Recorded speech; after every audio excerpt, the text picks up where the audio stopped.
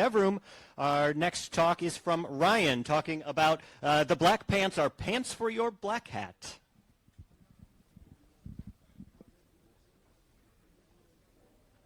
Can you guys hear me? Sweet. How's it going? Yeah, so the Blackpants are pants for your black hat. So this is me. I'm just a normal guy that makes open source stuff. Primarily open source hardware.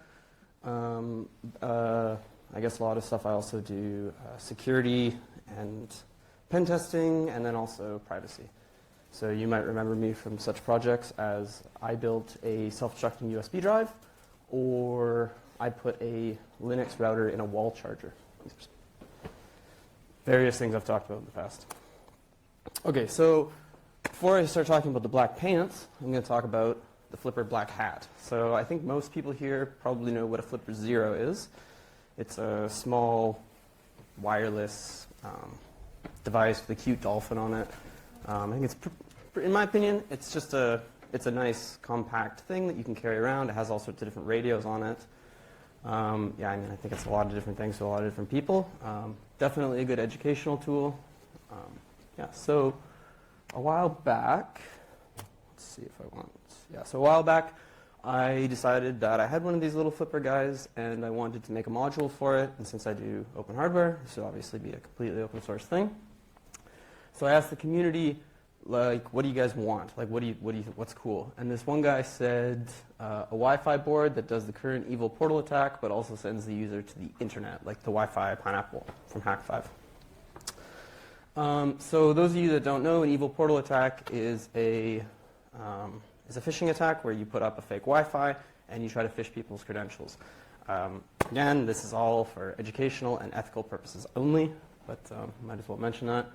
And then this person is asking for a specific variant of that where after your target is phished, they get pushed through to the internet. So implementing something like this on Linux is super easy. You're basically just doing things with NF tables and networking, and there's even Python packages and tons of kits and stuff you can do this with. But most of the Wi-Fi boards that existed for the Flipper Zero are based on the ESP32, which is super cool because they're low power and they boot right away and have a whole bunch of advantages. But implementing something like this on an ESP32 is probably possible, but yeah, I don't know. So what's the plan? So are we actually going to put a Linux-enabled SoC on top of a Flipper Zero? Yeah, why not? So I'm just going to use a Raspberry Pi. No, let's roll our own SBC. Cool. So the part I chose was an Allwinner A33. It's a little bit long in the tooth now. It's about 10 years old or something like that. Allwinner is a Chinese company that creates various parts super cheap for tablets and stuff. There's quite a few members of the Linux Sun C community that come to FOSDEM, which is the not affiliated with Allwinner, but the people that actually merge the changes into the Linux kernel. So this is the chip I wanted to use. It's a quad-core 4 A7s, and then it has all kind of the standard stuff. But I mean, for what I'm doing, I'm just interested in the cores. Yeah, I guess more detailed specs. Yeah, I don't have to go over all this. But yeah, I guess quad-core, 1.5 gigahertz, DDR3 controller. A little bit. So Allwinner makes, so the A33 wants, just getting into the details here. The A33 wants 5 voltage rails, and they sell a PMIC where that actually just provides all of this, but I didn't want to use that. I don't know, I guess I'm nervous about it going out of stock. So I chose these TI buck supplies, and each one of these guys needs to come up in a certain sequence. So there's a little capacitor, C8 down there, that's connected to the SS pin so that all these things sequence up in the correct order. For the Wi-Fi radio, I chose a RTL 8723, which I believe was talked about a few talks ago. And yeah, this does promiscuous mode and all these things that people like for pen testing.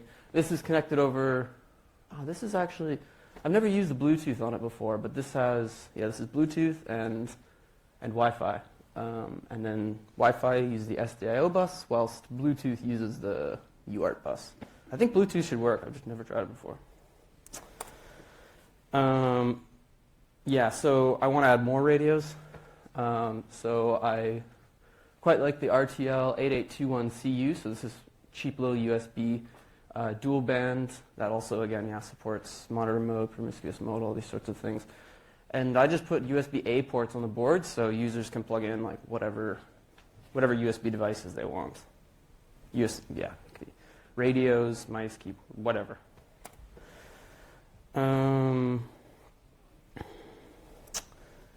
So there's a USB-C port on the board. This just connects to one of these CH340s, which is the USB to UART chip that everyone in the world seems to use. And this, so the way that I wanted to talk to the Flipper Blackhat from the Flipper Zero is over UART. But I also wanted access to the same UART bus, so I basically just ANDed the TX pins, so you can either get data from the Flipper Zero or you can plug into the USB-C and then you get the same thing. And you can also monitor what the Flipper Zero is sending to the device.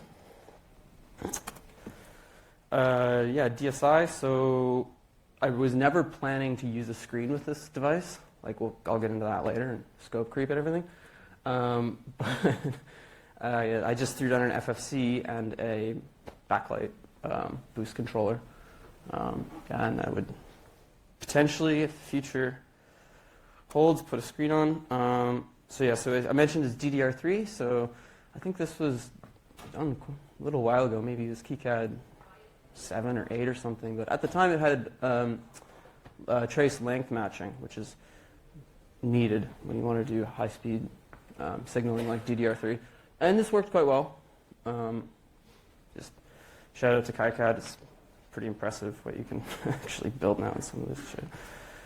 So this is the layout for the butt controllers. It's basically this times 4. That's the actual sock itself. So I was able to get away with a 4-layer board.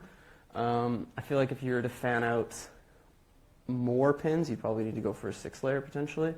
The nice thing about this part is it's a 0.8 millimeter pin pitch, which is it's either typically BGAs can also be like 0.65, and when you go to 0.65, you then need micro vias, which is a little bit more expensive. And I mean, Allwinner makes these parts so that the boards can be cheap. Like you see, there's missing pins and stuff. Like those are intentionally put there so you can get away with cheap boards. So that's the power distribution. We can see basically all the buses there and how they're routed on an internal layer. Assembly, so this is a different project using the same A33, but I just wanted to mention that you can actually hand assemble these. So there's me in my garage reflowing boards.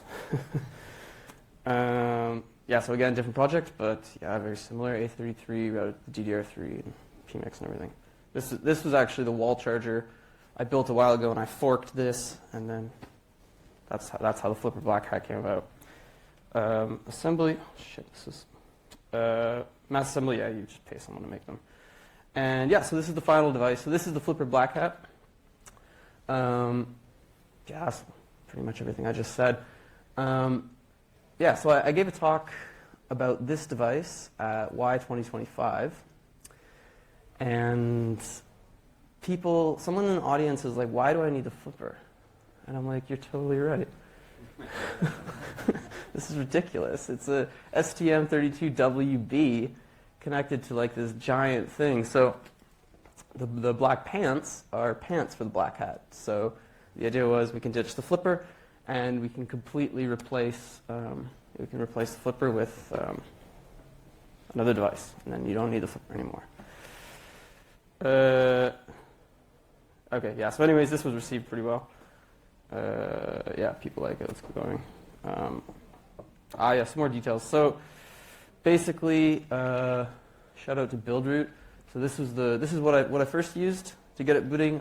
So if you're not familiar with embedded Linux devices, you need, there's a whole bunch of things you need to bring together to get it to boot. You need a bootloader, you need a kernel, you need user space applications, and the idea is to finally assemble all these things into one binary that you can then flash to an SD card, plug it in and boot. If you don't want to do that by hand, you can use Buildroot, which is a great project. So I started off with Buildroot, and this worked really well for a while. But the one issue, does anyone have experience with Buildroot? No? Okay. So the one thing is Buildroot doesn't make binary packages. So Buildroot, everything is configured at build time, like when you're building on your host machine. And it's going to do all the dependency resolution and blah, blah, blah. And then it's going to just drop all the files into a file system and give you a final rootfs. But I had customers like, I want to install this thing. I'm like, well, okay, you can like SSH file. It worked well for what it is, but it doesn't really build an OS per se. It's good. It's literally in the name what it does. It builds root file systems. So yeah, I recently moved to Armbian, which is a really cool project. So Armbian is, two different schools of thought, right? So you have Buildroot, where you're constantly recompiling the whole thing and making an extremely lightweight image, whilst Armbian, a lot of people just grab an image, flash it to their device, and then configure from there. So yeah, so we have access to Debian packages, and users can just apt-get install, just like you would on Ubuntu or whatever operating system you want. And this worked really well. And I was able to basically take the stuff I did on Buildroot and implement, move device tree files over, and then this just gives me an image and it just booted right away. Super cool. Wow, this presentation is kind of all over the place. Yeah, so I mentioned the Sunsea people earlier. So they're the people that basically merge changes into the Linux kernel such that we have like super really good support for basically the all-winter chips. So yeah, thank you to this team.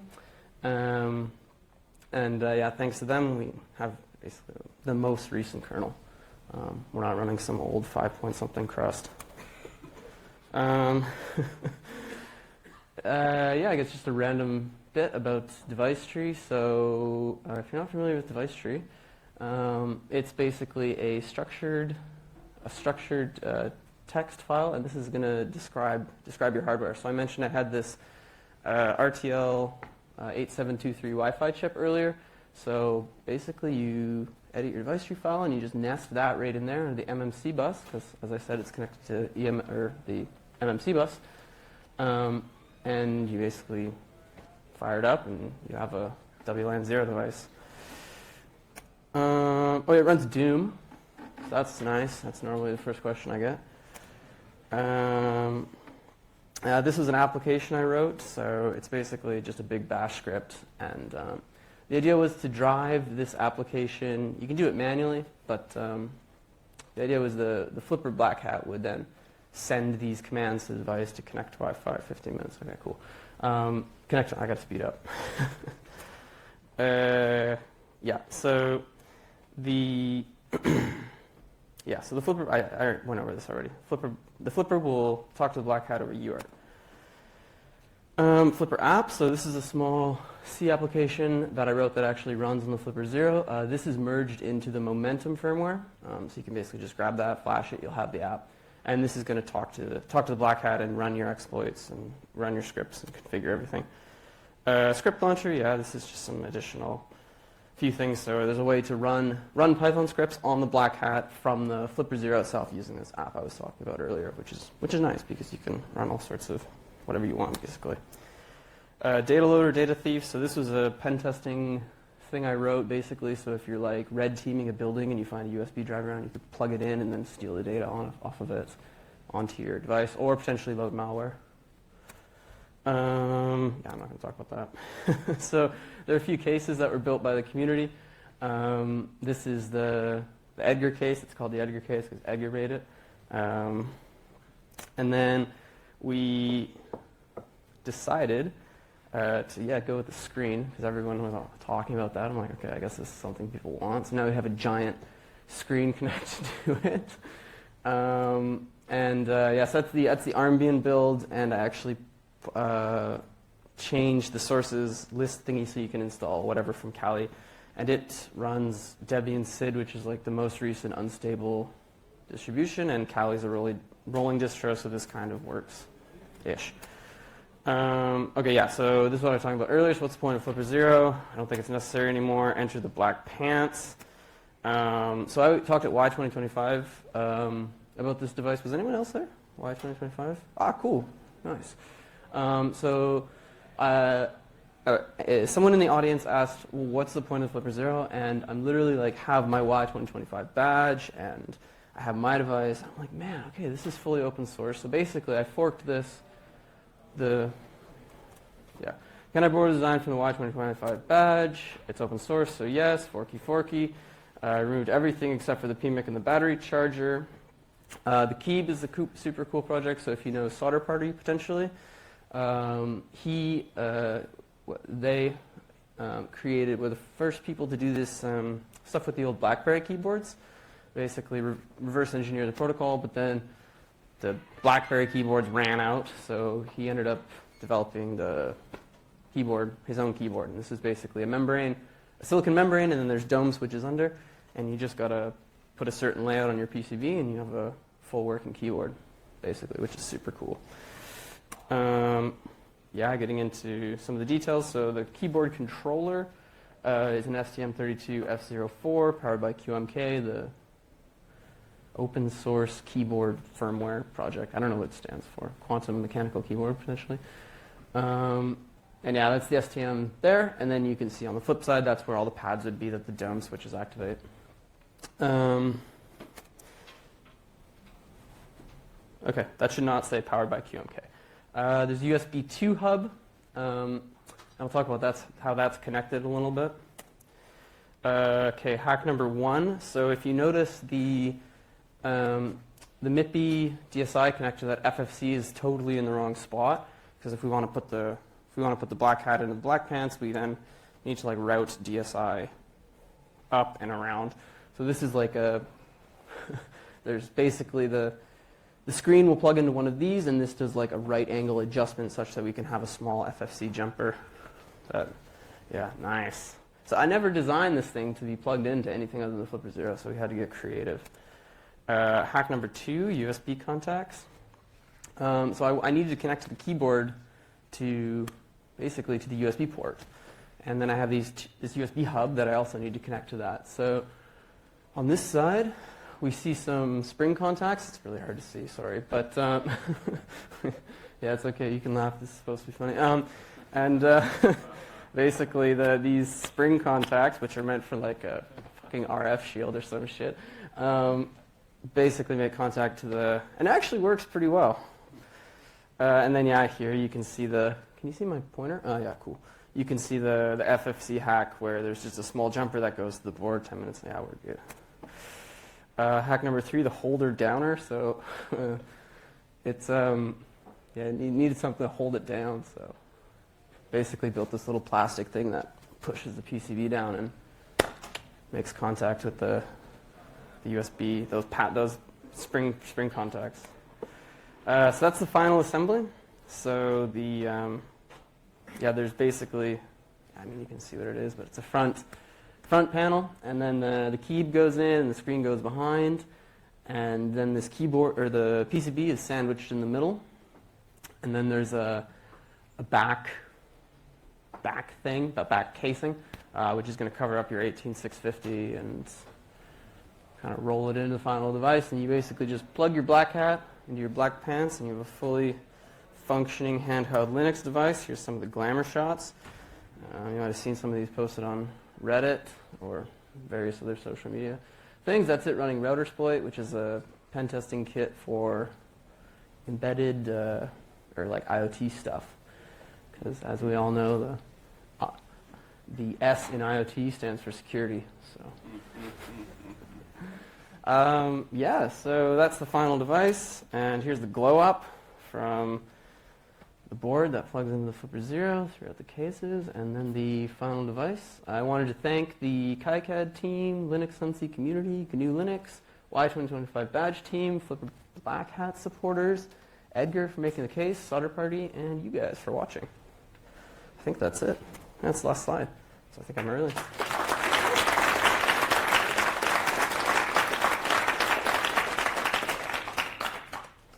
Questions?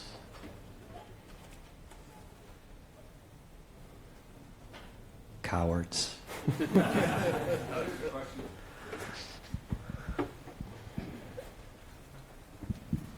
What's the sort of build cost for it? So, yeah, it really depends how you do it. I get the whole thing's, so the mechanical and everything, it's all open source. So it's possible to 3D print the parts and then hand assemble the Blackpants board. But I think if you go into a shop to get the boards done, you're looking at a BOM cost of maybe $40. Yeah, in components, and then plus the assembly costs and type of thing. So something like that.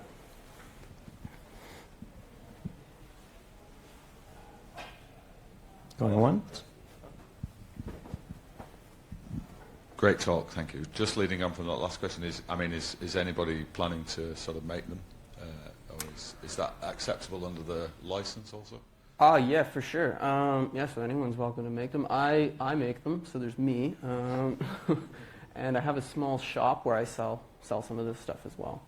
But yeah, I haven't found anyone in the wild that's made their own yet. But I mean, yeah, hopefully soon there's a few people. Yeah.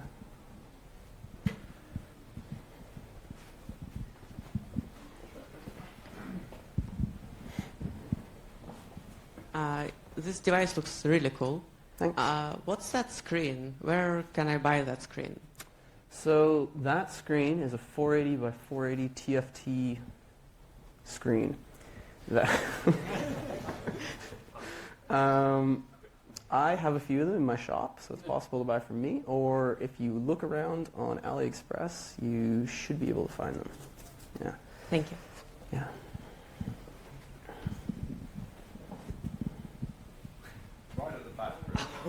All right. Actually, if somebody on the front row could go next. All right. So there was a slide somewhere in there where it said something like pay a manufacturer to populate your board. Uh-huh. So I just want to hear your experiences that made you make that slide. Yeah.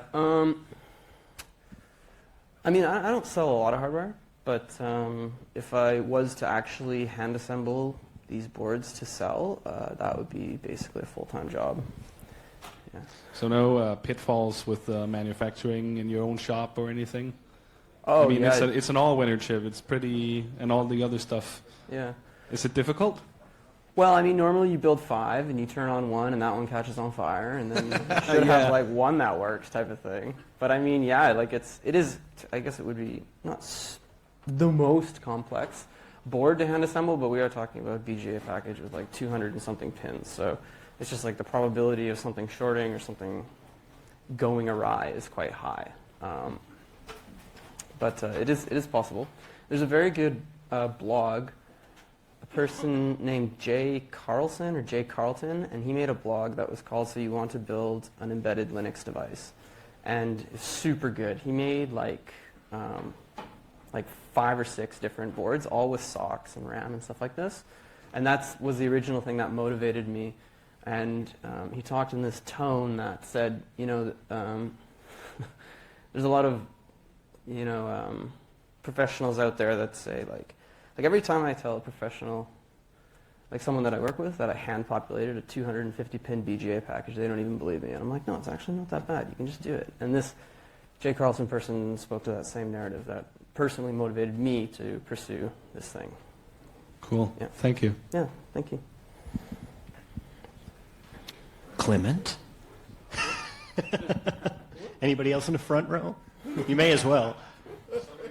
Or in the middle? Middle, Leo?